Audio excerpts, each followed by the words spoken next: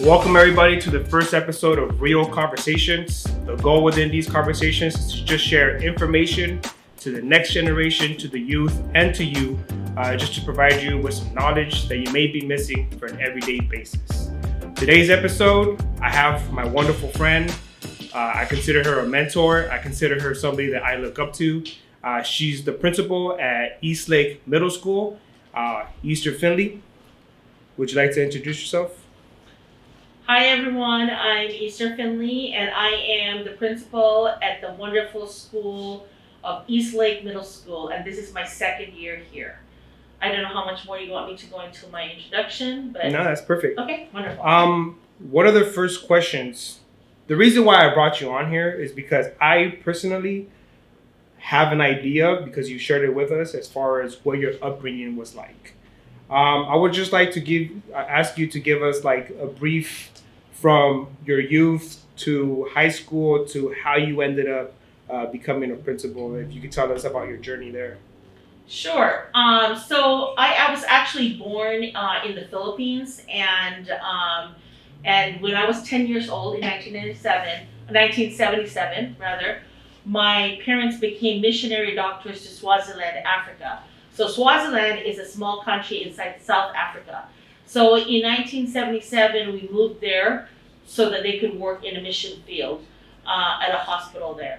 And during that time, that was apartheid, right? So, but because of God's grace and because of my parents' persistence, we were able to go to white school and get a really good education. And then one of the visiting doctors from San Diego Children's Hospital came to visit the hospital. He was an orthopedic surgeon, and he was researching a special way to correct bones that were caused by deformities or polio, and my brother was afflicted with polio. Mm-hmm. And so he told my parents, bring Paul, my brother, to the United States and I will operate on him. So in 1983, my parents said, okay, you're going to go take the SAT. I did not know what the SAT, I was only 16 at that time. My sister was 17. And they said, you're going to San Diego and you're going to go attend Point Loma Nazarene University. So in December 1983, we packed up our lives from Swaziland and we came over here. My brother had his surgery and now he can walk on both legs because of this new type of surgery to correct the leg that was afflicted with polio. So you've gone from the Philippines to Africa. Mm-hmm. Now you're in San Diego. Mm-hmm. Mm-hmm. What's that like? Strange and exciting at the same time. My parents actually left us here because they only had 1 year off from the field. So my sister and I were literally dropped off in San Diego, started college. Then they did some deputation work or visiting churches mm-hmm. in the Philippines, and then they went back to Africa. So since I was 16, 17, I've been pretty much, here in the States, really just trying to navigate this land. It was exciting, but at the same time, you kind of felt out of place because I didn't feel like a Filipino. I felt more African because my formative years were in Africa. Mm-hmm. So I always referred to myself as African. Mm-hmm. And then I went to Point Loma, where literally there were a handful of people of color, And so while I did not allow that to stop me from doing what I needed to do, I went there to study to become a medical doctor. Mm-hmm. But then my dad invited me back to Swaziland to work with him for one summer. And I realized that really that's not where my heart is. So I returned back to Point Loma and I was thinking, God, what is it that I'm supposed to do? And at that time, I was a TA, a teaching assistant for my physiology teacher, Dr. Sue Justice. Mm-hmm. And she said, Easter, when you teach the labs, my students really like it. I said, I think you really should be a teacher. And so she was the one that actually encouraged me to pursue the field of education. Mm. And I've never looked back then, but you have to understand as a Filipino child where the expectation is that you should go into nursing, to become a lawyer, to become a doctor. That was kind of taboo. Mm. And don't get this wrong. I love my parents and they love me. But I remember being the first one to graduate. I graduated before my sister, who's older than me. and with a bachelor's in biology. And I remember my dad saying, well, you're still going to get your PhD, right? Right? But again, that cultural expectation of having the doctor in front of your name. And it left such a deep impact in my heart, and now he's very proud of me. He sees the impact that I have made in children, and I don't think he ever doubts that this is where God wants me to be. That's awesome. It's always nice to have support from your parents when they were expecting you to do something else. But I guess when you show how much you truly love what it is that you're doing, then as long as you love it, they love it as well. Another question that I had for you was, what are some of the difficulties that you have had on the road to becoming a principal? Wow. Well, it's definitely the road less traveled. It's definitely a road that is filled with sacrifices. And I did not go into education thinking that I would become a principal, right? Believe it or not, my first job was at National City Middle School. That's where... NC? NC, Kingsman, go Kingsman. And I went into teaching knowing that I just wanted to share my knowledge of science. I love science. And so I was that crazy science teacher, right?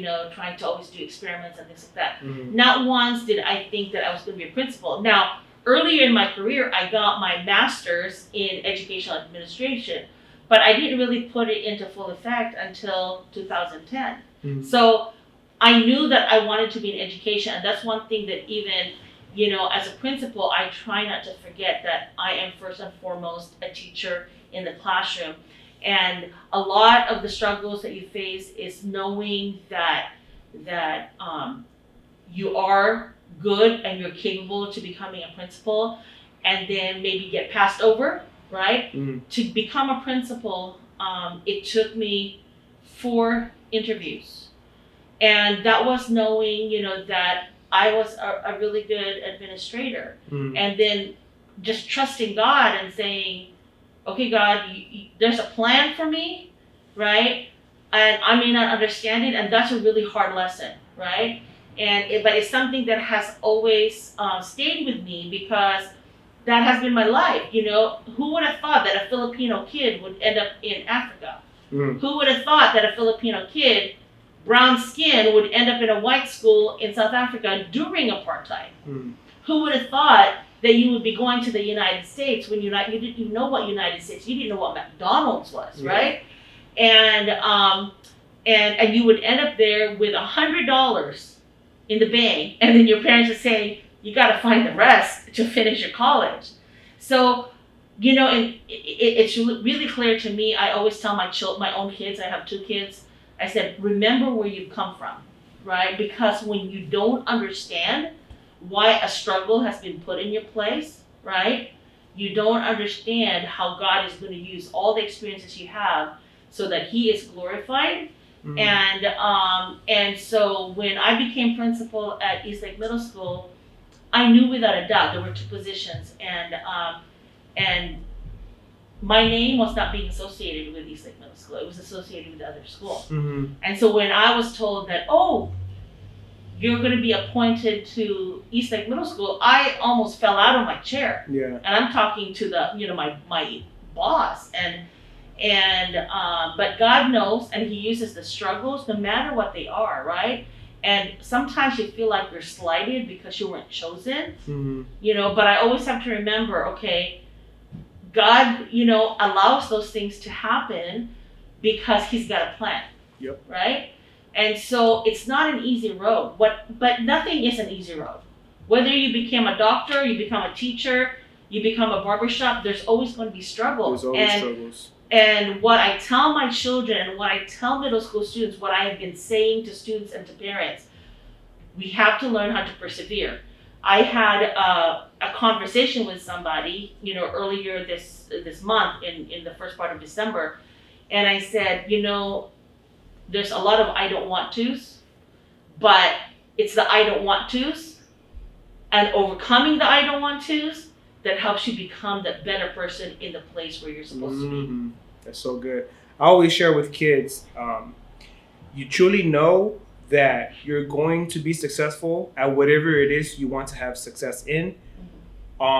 When there is that day that you don't feel like getting up and doing that thing, but yet you still do it, right? Because we have to get over our emotions. I'm going to flip the question now.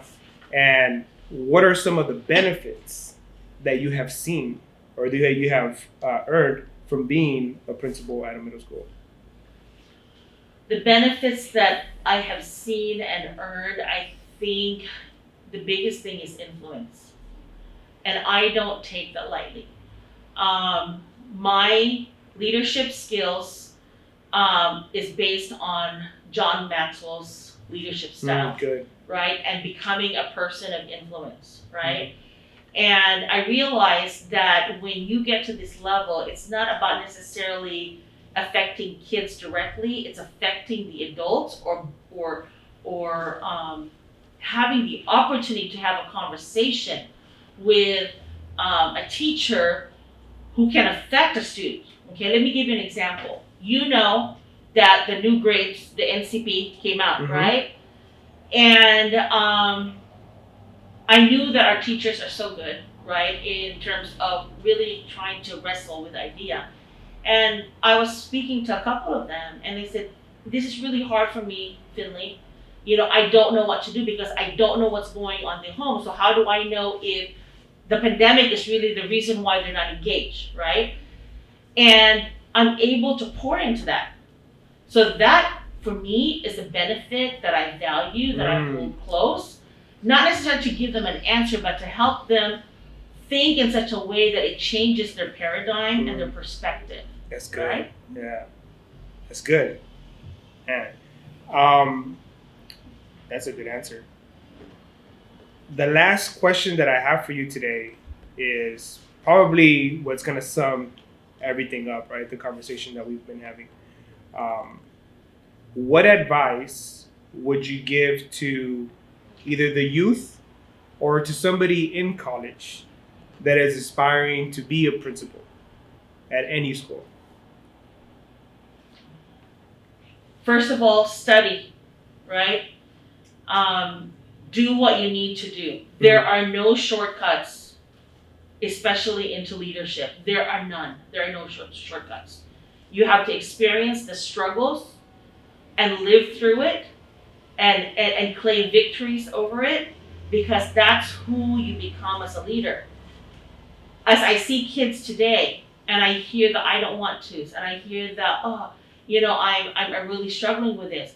How do I help you, the student or the college student, say, but it is worth it? Because look at the testimony you're going to have when you become a leader 20 years from now and say, I studied under a pandemic and I made it through, and this is why I know you can become what you want to be, as a student in my school. Awesome. So the importance of living in a struggle and being okay with being uncomfortable and being okay with not knowing, but it all starts with how you found your life, right? So for me, my faith, God is the foundation of my life. Yeah. So no matter what, because of that, I know I'm going to come out strong. So stick with it and do the work. Today, let me just tell you, we had a little gathering, a last minute gathering of food, right? And the table wasn't clean. Guess what? I went back there and cleaned it. As a leader, you have to be willing to do the very little things that may seem beneath you. But guess what? All those little things add up to the integrity of you as a leader. Yeah, you got to lead by example. That's so good. That's so good. And a little bit of what you were saying, I was just thinking it. There's beauty in the struggle. Earlier before we started, you and I had a conversation and we were sharing our struggles from the very beginning. And I just love your answer. I love what you said. I appreciate your time. I thank you for being here with us. I'm really grateful that you were our first guest, and I just hope that the youth that watches this episode gets to learn some wisdom from the things that you said. So I thank you. Thank you guys for watching. Appreciate you guys' time and have a great day.